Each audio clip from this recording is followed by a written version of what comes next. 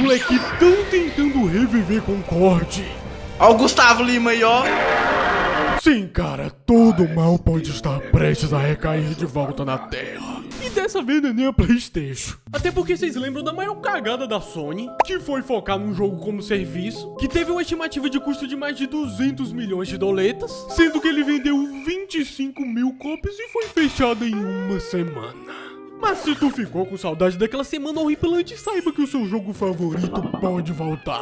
Já que um grupo de desenvolvedores estão focando em trazer esse game de volta por conta própria. Sim, fazendo uma engenharia reversa do código usando servidores privados para hospedar partidas online. Mas graças a Deus, digo, infelizmente, a Sony percebeu isso e até derrubou o vídeo que eles mostravam a gameplay. E parece que eles estão tomando medidas legais para que isso não aconteça. Guys, ela pode ter criado esse monstro, mas nunca é tarde demais pra se redimir.